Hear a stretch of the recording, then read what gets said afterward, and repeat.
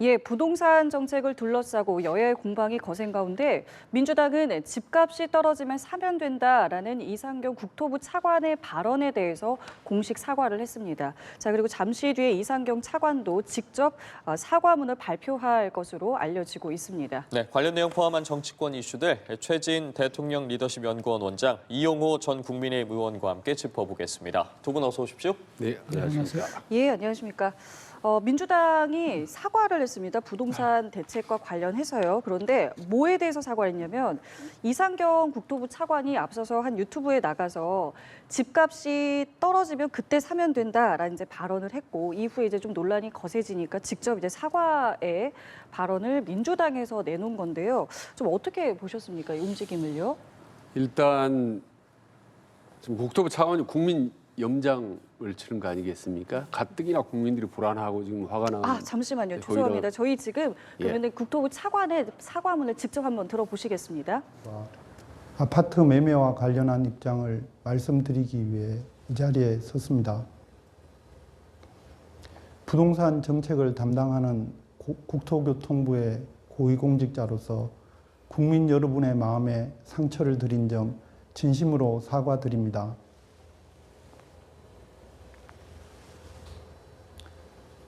정부는 지난 10월 15일 서울 수도권의 집값 급등에 대응하고자 서울 전역과 경기도 12곳의 기초지자체를 규제지역과 토지거래 허가구역으로 지정한다고 발표하였습니다. 이후 저는 국민 여러분께 정책을 보다 소상하게 설명드리는 유튜브 방송 대담 과정에서 내 집 마련의 꿈을 안고 열심히 생활하시는 국민 여러분의 입장을 충분히 헤아리지 못했습니다. 진심으로 사과드립니다. 또한 저의 배우자가 실거주를 위해 아파트를 구입했으나 국민 여러분의 눈높이에는 한참 못 미쳤다는 점을 겸허히 받아들이고 재차 사과의 말씀 올리겠습니다. 이번 일을 계기로 제 자신을 다시 한번 되돌아보겠습니다. 앞으로 부동산 정책의 담당자로서 주택시장이 조기에 안정화될 수 있도록 최선을 다하겠습니다. 감사합니다.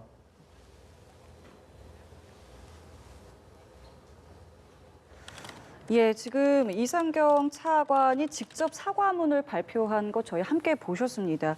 내용을 보면은 이제 담당 공직자로서 국민께 상처를 드리고 마음을 헤아리지 못해서 진심으로 사과드린다라는 이 사과드린다라는 발언을 여러 차례 내는 걸 함께 보실 수 있었고요.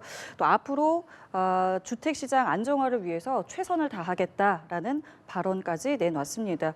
제가 앞서 이제 지금 움직임 민주당이 사과한 움직임 어떻게 보시냐라고 질문을 드렸는데 그에 앞서서 지금 직접 사과문까지 내놨습니다. 좀 어떻게 보세요? 이 이후에 좀 잠잠해질 거라고 보십니까? 뭐 절실하게 사과는 합니다만 좀 늦은 감이 좀 있습니다. 그리고 오늘 얼마 전에 저는 박지원 의원이 사실은 국토부 차관이 사퇴를 요구를 했어요. 공개적으로 방송에 나와서. 예, 그래서 거치 문제가 모르겠습니다. 사과했으니까 계속 하겠다는 얘기 아니겠습니까? 근데 부동산은 아시다시피 이제 심리 문제입니다. 그래서 단순히 경제 문제로만 접근하면 해법 보이지 않습니다. 그래서 정치나 경제 포함해서 사회 문화 전체적으로 전반적으로 문제를 다 아울러서 이게 종합적으로 이게 접근하지 않으면은 상당히 이 문제가 발생할 수 있다라는 말씀 거듭드리고 우리 하나는 이제 마치 부자들을 억누르는 듯한 부자 때려잡기식의 어떤 부동산 정책은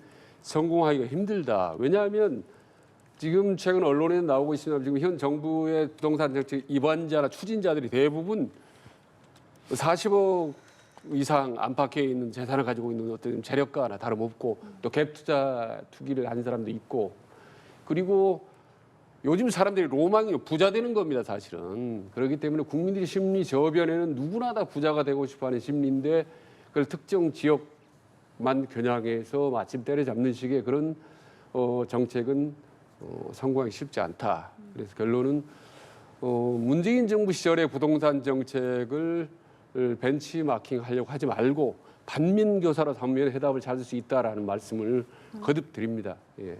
그러니까 지금 내용을 저 사과문을 요약하자면은 그러니까 죄송합니다. 하지만 내 일은 앞으로도 더 잘해 나가겠다. 이렇게 좀 요약해 볼 수 있을 것 같은데 말씀하신 것처럼 어제 민주당에서는 이 발언에 대해서 사과했고요. 오늘 아침에 박지원 의원 같은 경우는 사퇴를 요구하기까지 했거든요. 어떻게 보셨어요? 이 사과문 이후에 어떻게 이 부분에 대해서는 좀 매듭이 지어질 것 같으십니까? 저는 뭐 쉽지 않을 것 같고요. 그러니까 지금 그렇게 입으로만 내가 그 발언한 거에 대해서 죄송하다, 사과한다 이거 가지고는 지금 민심 수습이 되지 않을 것 같고 지금 워낙 지금 무차별적으로 주택 거래를 막아놓은 상태이기 때문에 지금 눈덩이처럼 연쇄적으로 서민들의 피해가 지금 커지는 상황입니다.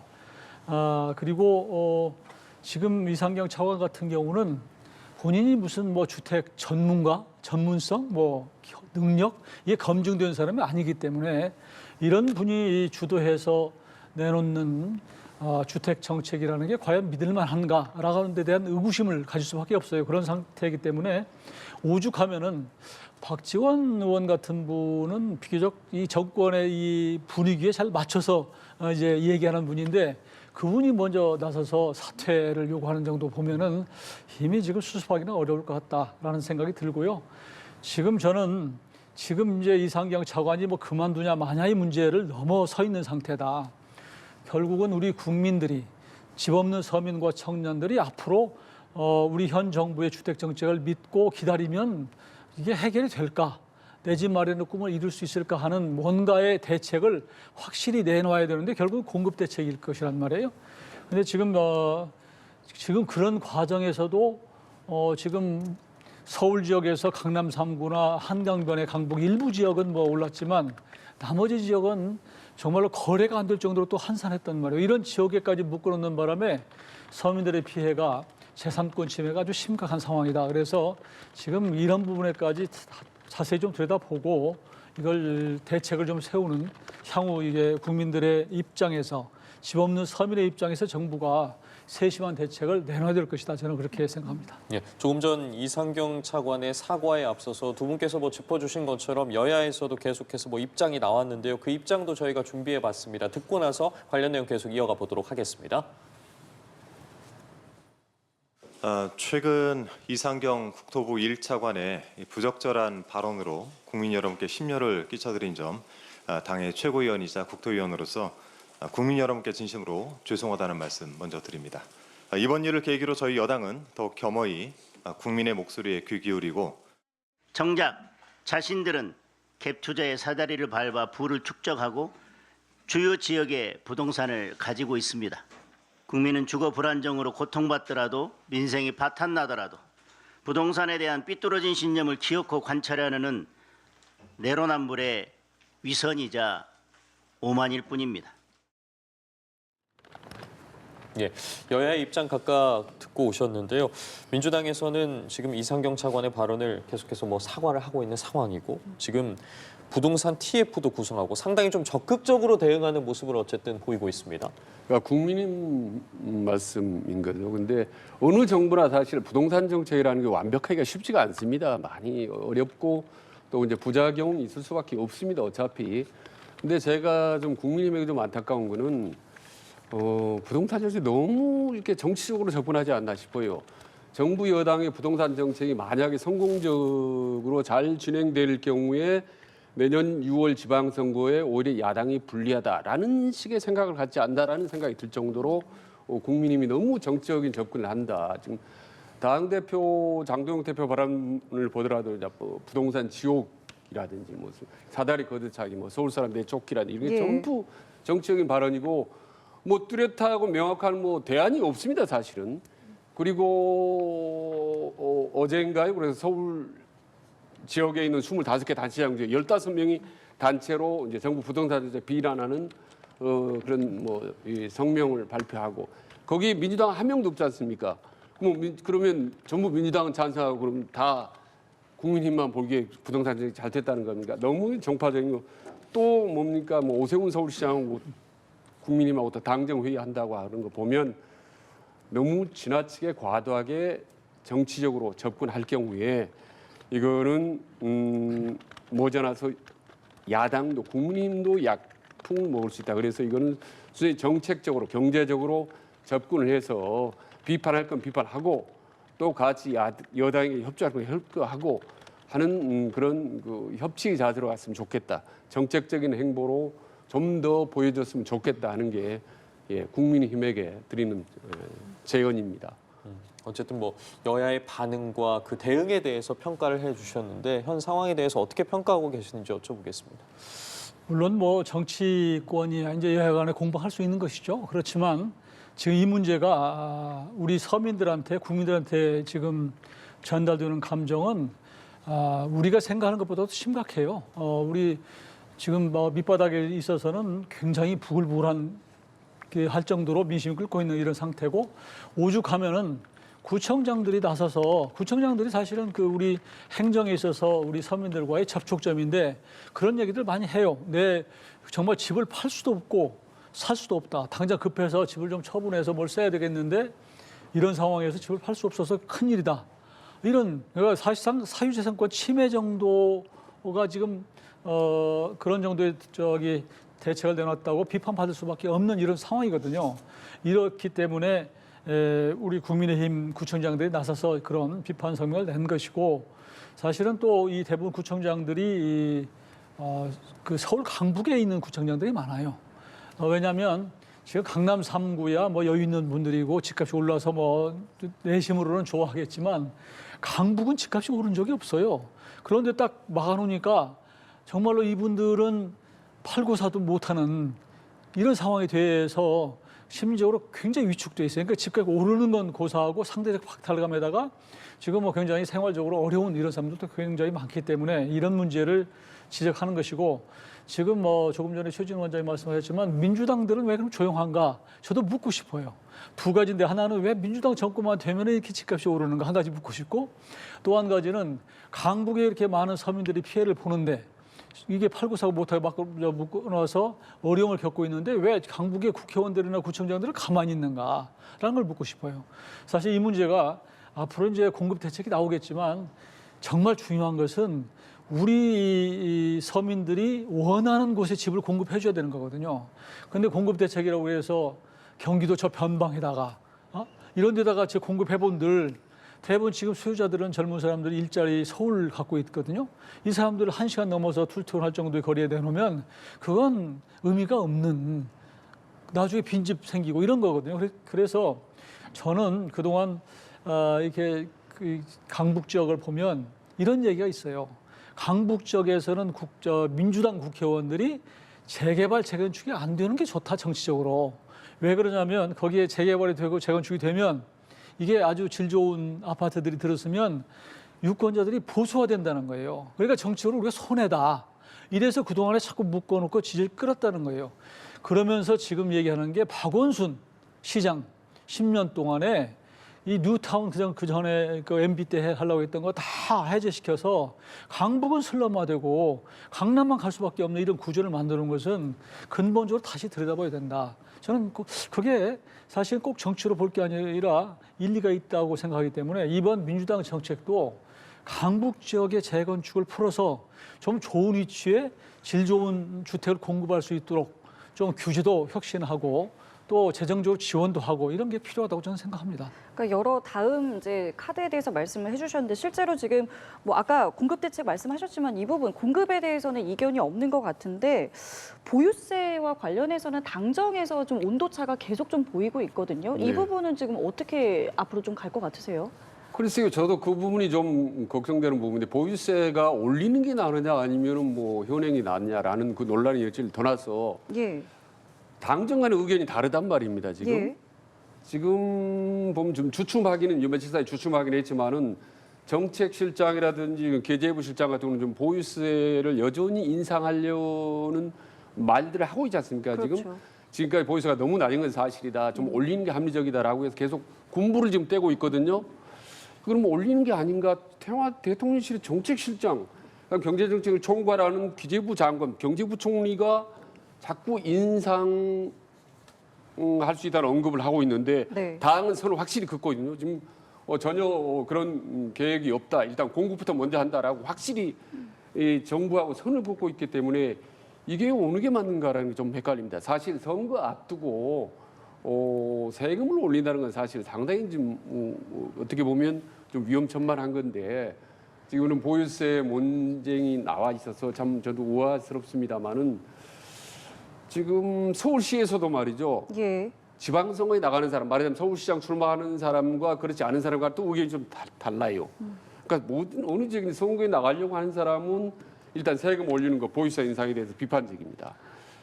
그래서 저는 항상 여권이 신경을 써야 될 거는 그 정책이 옳으냐 그러냐보다 더 중요한 게 내부적으로 이렇게 이견 혹은 갈등이 있으면 그건 상당히 위험한 신호입니다. 그래서 빨리 이런 부분들은 대통령 교통정리를 해야 되는 겁니다. 그래서 보유세를 올리는지 낮추는지 이걸 뭐 분명히 선을 그어야 되고 그러나 선거 앞두고 모르겠습니다. 올릴 가능성은 저는 높지 않다고 봅니다. 일단. 알겠습니다. 의원님께서는 지금 왜 당정에서 이 온도차가 좀 발생한다고 보시고 앞으로 좀 지금 어떻게 갈 것 같으세요? 이제 거래를 막아놓았는데도 불구하고 집값이 또 튀어오를 가능성이 있기 때문에 그러면 아주 고가의 주택을 가진 사람은 보유세를 때려서 더 이상 자기 가처분 소득이 없는 사람들은 팔도록 유도해야 되겠다 이런 생각을 할 거예요. 저는 상당히 일리가 타당하고 합리적이라고 생각해요. 그러니까 뭐 저 주택 가격이 뭐 2, 30억, 1, 20억 정도가 아니라 4, 50억, 100억 이렇게 가는데도 불구하고 보유세를 낮춰놓은 것보다는 이게 주택이 워낙 양극화되기 때문에 양극화된 이 주택 시장에서 너무 고가 지향적으로 가는 분위기를 꺾기 위해서는 저는 일정 부분 정치권 논리를 떠나서 보유세가 필요하다고 생각하는 사람이에요. 그게 합리적이라고 생각하고 그럼에도 불구하고 오히려 당에서는 오히려 이번처럼 무차별적으로 주택 거래를 막아놓는 것에 대해서는 비판하지 않고 오히려 보유세를 이렇게 아주 높은 사람들한테 좀 매기는 데 대해서는 주저주저하는 이유가 민주당이 지금 당이 내년 지방선거를 생각하기 때문이다 저는 생각을 해요. 그래서 지금 이번에 민주당이 내놓은 정부가 내놓는 토지거래 허가 이 대책이 안 먹힐 경우 그리고 또 한 가지는 이번에 다시 나올 주택 공급 정책이 제대로 안 먹힐 경우 그런 경우에는 진짜 속수무책이란 말이에요. 그렇기 때문에 보유세를 만지작거리는 것 같고 이런 부분에 대해서는 저는 이게 일반적인 상황이라고 한다면은 합리적으로 보유세를 조금 아주 고가에 대해서는 좀 매기는 게 맞다. 그래서 그 사람들에 대해서 충분한 그 능력 있는 사람들한테는 조금 세제로 좀 억누를 필요가 있고 그러나 뭐 일반적으로 집안 찾고 이게 일반적으로 사는 사람들한테 전혀 보유세가 해당이 안 되도록 만들면 그런 데 대한 저항은 좀 없을 거다. 저는 그렇게 생각합니다. 알겠습니다. 관련해서 뭐 정부 여당의 다음 부동산 카드 등이 어디로 향할지도 좀 지켜보도록 하겠고요. 이번엔 이 내용도 두 분과 짚어보겠습니다. 정청래 민주당 대표가 조희대 대법원장을 향해서 대통령을 바꾸려 했다면서 또다시 사퇴를 촉구하고 나섰습니다. 지금 대법원의 3차 국감을 예고한 법사위에 이제 여당 위원들은 대법관들이 지난 5월에 번갯불 파기환송심 때 종이 기록을 보지 않았다라는 부분을 지적하면서 이 부분에 힘을 더했습니다. 물러나라라는 부분에 힘을 더한 건데 계속해서 어쨌든 조희대 대법원장에 대한 공개적인 사퇴 요구가 이어지고 있습니다. 어떻게 바라봐야겠습니까? 일단 민주당의 주장은 좀 일리는 있다고 봅니다. 내용을 보면 이번 국정감사 과정에서는 법관들이 종이 기록을 보지 않았다라는 것이 확인됐다는 거 아니겠습니까? 민주당 주장은 만약에 그게 사실이라고 한다면 이건 상당히 불법적 판결입니다. 대법관들이 종이 판결을 보지 않고 온라인상으로 전자기록만 보고 판결했다라는 거는 불법 판결이라는 것이 사실 법률에 나와 있기 때문에 이건 중대한 결격 사유가 되는 거죠. 그렇기 때문에 조희대 대법원장의 거취 문제까지 상당히 이거는 생각해 봐야 될 문제라고 보는 거죠.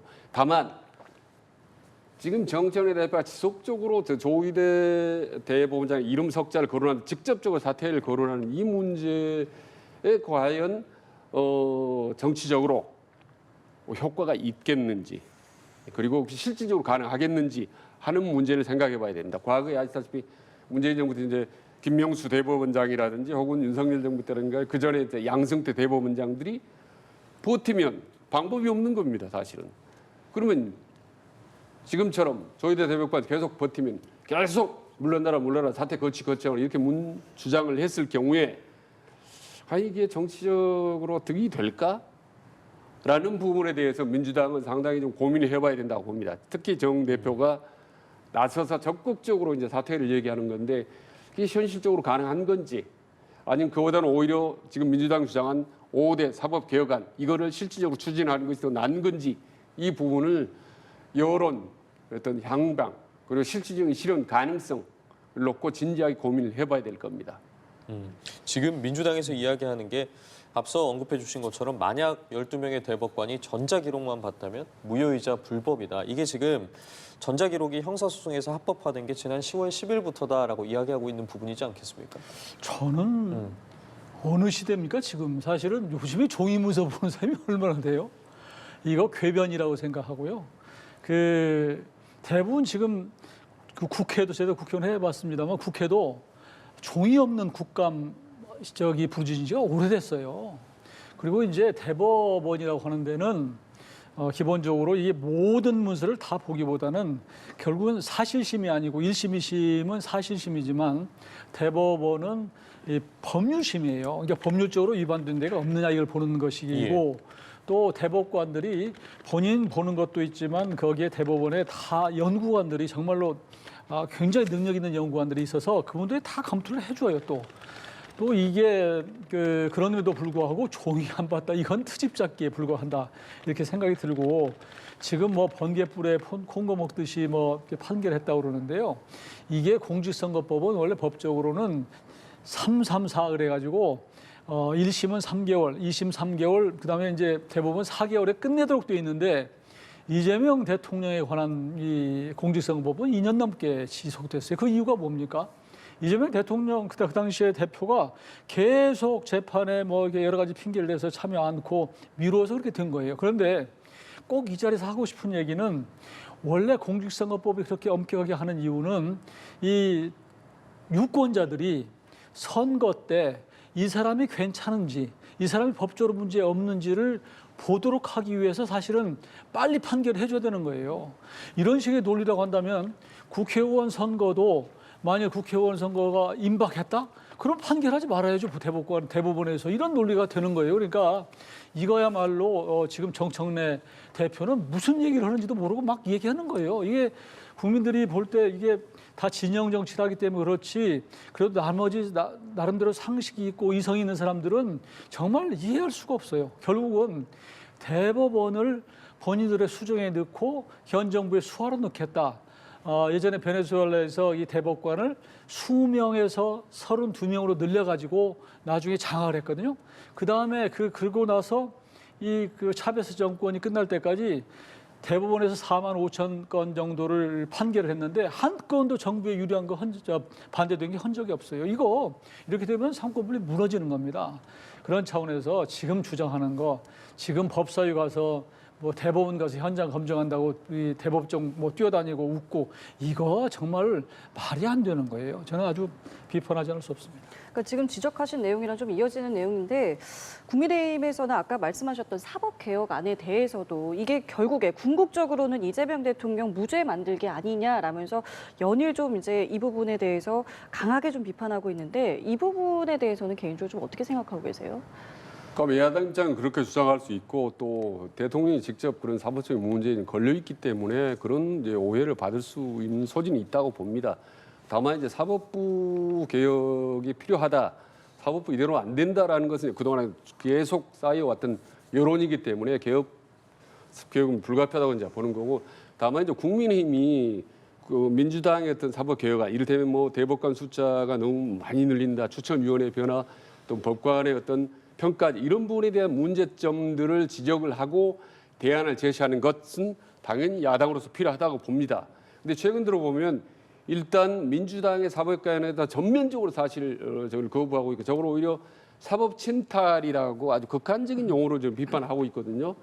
그리고 심지어는 장도영 대표 같은 경우는 뭐 법관 숫자 늘리는 거는 우리 과거에 히틀러 나치가 법관 늘려서 권력 독재한 거 다름없다라고 지금 얘기를 하는 건데, 아니 그럼 프랑스라는 말이죠, 뭐 독일, 이태리 같은 데로 그럼 대법원 대법관이 무슨 뭐 100명, 200명, 300명 그런 히틀러보다 더한 독재입니까? 그거 아니지 않습니까? 그리고 지금 국민의힘이 가장 주장하는 것, 민주당의 사법개혁을 반대하는 가장 중요한 논리가 두 가지입니다. 아까 말씀하셨듯이 이제 이 의원님도 말씀하셨다시피 삼권 분립을 지키자라는 거하고 사법부 독립을 지켜야 된다라는 논리인데 아니 저는 국민의힘이 언제부터 사법개혁 독립을 이렇게 주장했는지 모르겠어요. 그때 늘상 제가 말씀드리지만 12월 3일 날 작년 말이죠. 완전 입법, 사법, 행정을 완전히 한꺼번에 무너뜨리고 사법 체계를 완전히 부인했던 그런 윤석열 전 대통령의 어떤 그런 무법적인 행동, 그 다음에 사법부에 대한 철저한 말이죠, 탄압적 행동, 이런 부분에 대해서 전혀 침묵을 하고 오히려 옹호하는 듯한 태도로 보였던 이 국민의힘이 요즘에 와서 부쩍 사법부 말이죠, 독립 외치고 삼권 분립 막 외치는 게 저는 이용 어색하고 어울리지 않아요, 솔직히. 국민의힘은 그럴 말할 자격이 없다고 봅니다, 저는. 저는 뭐 국민의힘에서 그리고 그 전에 여야 누구를 막론하고 사법부의 판결에 대해서 이의를 제기한 적이 없어요. 그건 민주당도 사실 이재명 그 당시 대선 후보 이전에는 다 판결에 사실 다 존중하고 수용했어요. 국민의힘도 마찬가지고요. 경우에서 지금 대통령을 파면한 지난번에 헌재 판결 다 수용했어요. 그리고 지금 이의 제기한 사람이 누가 있습니까? 그러니까 그걸 자꾸 그렇게 제기하면 안 될 것 같고 우선 지금 그러면 그 전에 이재명 대통령 후보에 대한 그 공직선거법 판결 이전에 사법부 개혁을 민주당에서 요구를 했습니까? 한 적이 없어요. 그러니까 우선 시기가 동기가 불순하다는 거예요. 거기에 의심하지 않을 수 없고 실제로 지금 대법원에서 판결을 늦게 해서 문제가 된 적이 그 전에 문제 제기된 적이 있었습니까? 저는 그리고 그 당시에 이재명 후보에 대한 판결을 할 때 민주당에서 다 무죄 만들어서 대통령 편의해주겠다 이렇게 기대하고 다 환영했어요. 이제 와서 왜 태도를 바꿔서 그러느냐? 그리고 지금 30문 헌법에 보면 30 최고 법원이 대법원으로 딱 못 박혀 있습니다. 그리고 그런 식으로 따지면 헌재는 1심이에요. 이게 위헌이냐 아니냐를 따질 때 딱 한 번에 끝내요. 헌재도 그러면 이 제기하게 대법원에서 하도록 그러면 교체해야 될 거 아닙니까? 이게 말이 안 되는 얘기를 자꾸 하고 있는 것이고 이게 지금 뭐 기본권 찾고 그러지만 사법부에서 기본권을 훼손해가지고 문제된 적이 있습니까? 난 들어본 적이 없어요. 그렇죠. 그렇기 때문에 지금 얘기하는 것들은 처음부터 시작 자체가 동기가 이 정치로 시작이 된 것이고 지금 정청래 대표나 민주당에서 얘기하는 것은 이재명 대통령을 보호하기 위해서 사법적으로 리스크를 없애기 위해서 사실은 지금 전부 얘기하는 것이고 그 발언 하나하나 보면 감정이 섞여 있잖아요. 어떻게 사법수장을 그런 식으로 얘기합니까? 우리가 국민들이 볼 때는 정청래 대표의 얘기를 정말로 어떻게 받아들일지 모르겠어요. 정말로. 뭐 대법원장이 뭐 대수냐? 대통령도 날리는데 무슨 뭐 대법원장 별거 있냐? 이게 어떻게 집권 여당의 대표로서 얘기할 수 있습니까? 저는 이해할 수 없어요. 그러니까 그런 차원에서 만일 이것도 한다면 국민 여론을 충분히 듣고 또 야당의 얘기를 듣고 사법부 얘기도 수렴해서 안을 만들어서 천천히 갈 일이지 딱 시한 정해놓고 군사작전 하듯이 올 연말까지 처리해 이렇게 하겠다는 거 아닙니까? 이게 어떻게 법을 그렇게 막 만들 수 있어요? 저는 정말로 지금은 사법부를 정권이 수정에 넣기 위한 그런 것에 불과하다. 저는 그렇게 보고 있습니다. 알겠습니다. 이어서 이 부분도 두 분과 짚어보도록 할 텐데요. 민주당 소속의 최민희 과방위원장이 비공개 국감장에서 자신에 대한 편파 보도를 주장하면서 MBC 보도본부장을 퇴장시켜서 논란이 일고 있습니다. 지금 최 위원장이 MBC가 국정감사 파행과 관련해서 그러니까 자신에 대해서 보도한 것이 지금 불공정하다라고 지적을 했고 당시에 이제 MBC 보도본부장이 개별적인 보도 사안에 대한 질의는 이 자리에서 부적절하다라는 취지로 이제 답변을 하자 퇴장하라라고 명령을 한 건데 이 사태에 대해서는 어떻게 보셨습니까? 참 좀 보기가 좋지 않습니다. 사실은 오늘 보수 언론을 보면 뭐 국정감사가 아니라 사과입니다, 국감이 아니라 사과입니다 이런 얘기가 나올 정도로 본인의 개인의 문제 혹은 뭐 가족의 문제 혹은 지역구의 문제를 가지고 이제 국감에서 정면에서 상대를 증인이나 상대방을 공격하는 이런 현상이 많은데 지금 민주당 과방위원장이 민주당 소속이잖아요. 진보고. 그리고 이건 좀 조심스럽습니다만은 MBC의 최근 그 보도 성향은 약간 그 진보 성향 쪽이지 않습니까? 사실은 그렇게 생각하는 사람들이 좀 일부 있죠. 근데 본인의 과거에 어떤 개인에 대한 보도 이런 부분을 문제 삼아서 내보낸다라는 거는 저는 상당히 사적 감정이 작용했다고 봅니다. 왜냐하면 단적으로 보면 지금 기자협회에서 언론 독립성 훼손한다고 주장하고 있는 판이기 때문에 저는 최민희 위원장이 상당히 개인적으로 불편하더라도 거기서 지적은 할 수 있죠. 그런 부분에 지적을 할 수 있지만 그렇게 퇴장까지 시키는 건 조금 과하다라는 생각이 좀 듭니다. 그래서 참 국감, 지금 법사의 과학방위 여러 가지로 지금 논란이 있는데 우리 양쪽 다 지금 우리 민주당 소속 아니겠습니까? 민주당 소속 위원장이 편파성 논란에 휘말리고 있는데 이런 부분이 좀 지속되면은 오히려 역풍이 불지 않을까 생각을 합니다. 좀 더 신중을 기했으면 좋겠다는 생각 말씀드립니다. 예, 지금 국민의힘 미디어 특위에서도 이번 사안에 대해서 국회법 위반 여부 검토해서 뭐 필요시 국회 윤리위원회에 제소하겠다라는 입장을 밝히기까지 했습니다. 최민희 위원장의 정말 내로남불이에요. 그리고 방통위원 지금 과방위원장이라는 자리가 어떤 자리인지 잘 모르는 것 같아요. 이건 갑질이에요, 갑질. 위협적인 태도뿐만 아니라 갑질의 전형적인 것이고 기본적으로 방송이나 언론의 본령은 비판 기능이에요.